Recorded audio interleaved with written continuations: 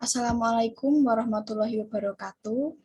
Sebelum memulai pembelajaran pada pagi hari ini, marilah kita berdoa terlebih dahulu sesuai agama dan kepercayaan masing-masing. Berdoa dimulai.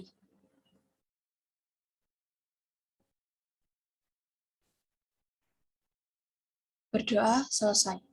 Karena ini adalah pertemuan pertama kita, saya akan memperkenalkan diri terlebih dahulu ya.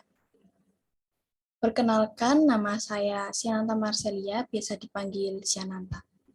Saya akan mengajar kalian pada semester ini menggantikan guru yang sebelumnya. Baik, sebelum memulai pembelajaran, saya persilahkan kalian untuk presensi mandiri di link yang saya bagikan.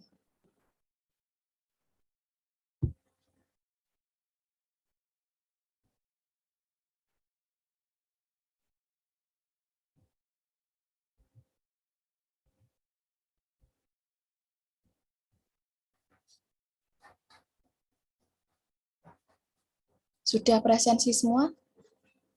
Oke, saya mulai ya. Materi yang pertama yaitu teks prosedur. Nah, sebelumnya saya akan bertanya, apa itu teks prosedur? Ada yang bisa menjawab?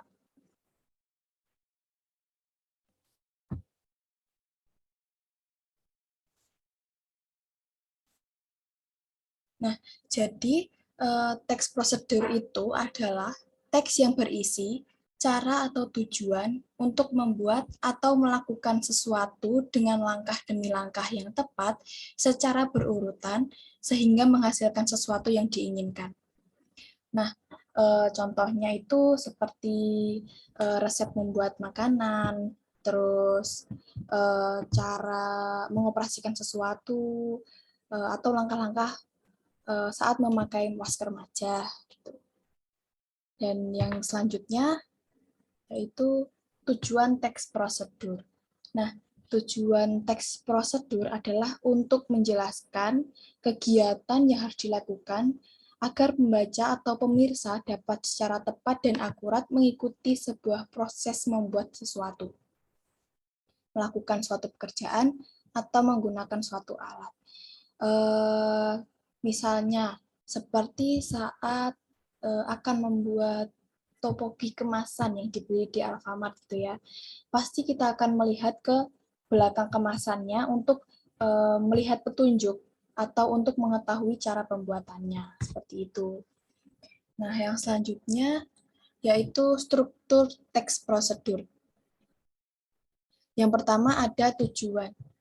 Nah, teks prosedur itu biasanya sebagai pengantar topik. Tak hanya itu, bisa saja tujuan tersebut berisi alasan mengapa teks prosedur tersebut dibuat. Nah, hal ini berarti tujuan merupakan hasil akhir yang didapat jika mengikuti pedoman langkah-langkah yang ada di dalam teks prosedur tersebut. Yang kedua, ada langkah-langkah. Pada bagian langkah-langkah menerangkan tentang proses dari tahapan maupun langkah yang wajib untuk dilaksanakan itu demi memperoleh hasil yang lebih maksimal sesuai tujuan pembuatan teks prosedur. Dan itu akan membuat kita sesuai yang kita inginkan, gitu, sesuai ekspektasi gitu. Nah, pada bagian ini langkah-langkah wajib disusun secara berurutan ya, harus secara urut gitu. Nah, sebab itu nantinya akan membahas dari tahapan 0 sampai hasil pencapaian yang kita inginkan. Itu. Yang ketiga yaitu ada penegasan ulang. Untuk penegasan ulang berupa harapan atau manfaat apabila petunjuk-petunjuk itu dijalankan dengan baik. Selanjutnya yaitu ciri-ciri teks prosedur. Yang pertama yaitu menggunakan kalimat perintah. Nah, teks prosedur menggunakan kalimat perintah atau bisa juga diartikan teks menggunakan kalimat larangan dan anjuran.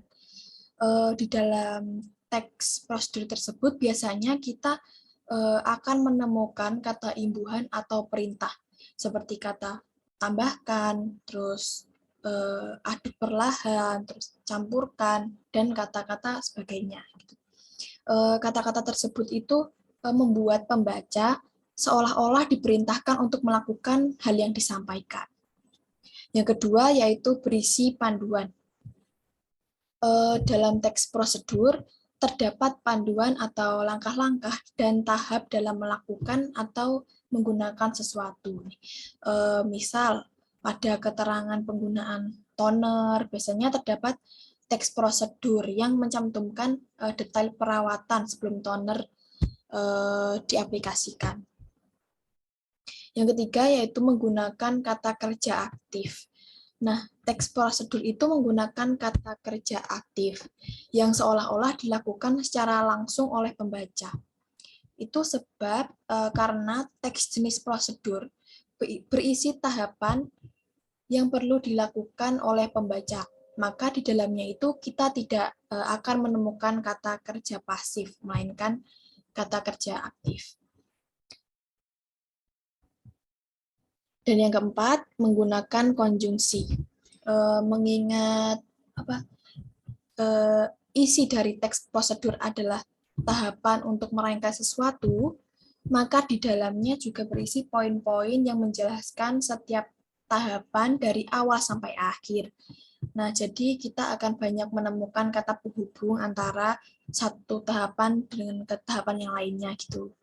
Seperti kata kemudian, terus lalu, terus selanjutnya, berikutnya, dan lain-lain. Itu disebut konjungsi ya, yang sering ditemukan di dalam teks prosedur. Yang kelima, ada aturan khusus.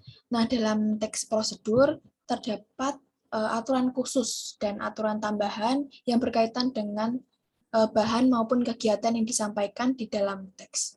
Saat membaca detail teks, kita akan menemukan beberapa aturan. Misal, pada prosedur memasak mie instan, akan ada aturan terkait takaran air, nah, takaran besar kecilnya api kompor, nah, dan lain-lain seperti itu.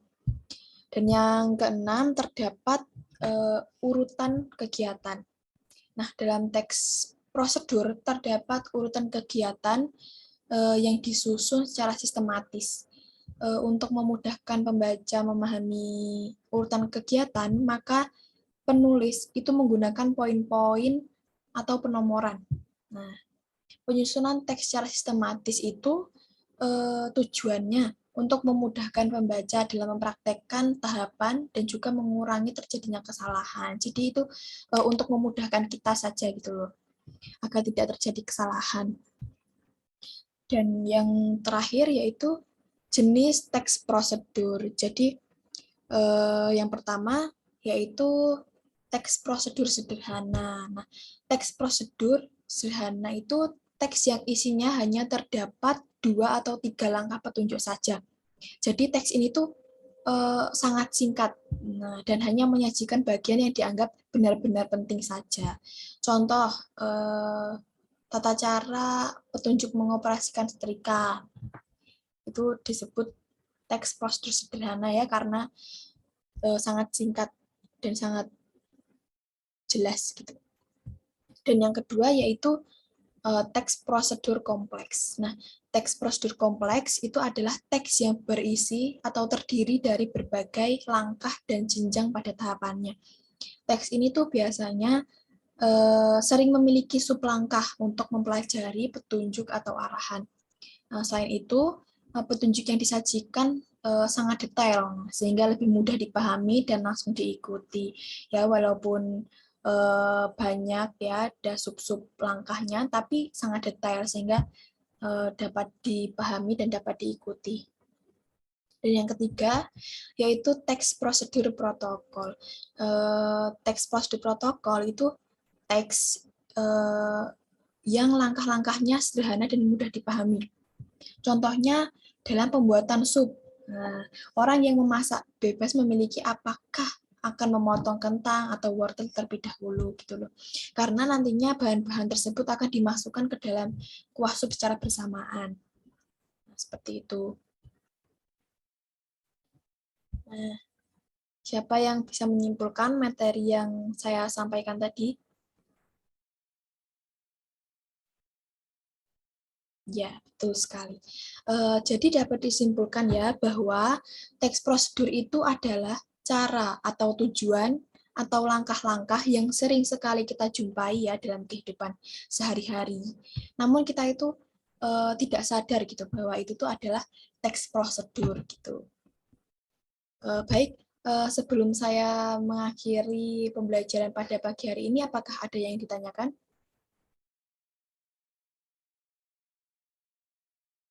Oke, tidak ada.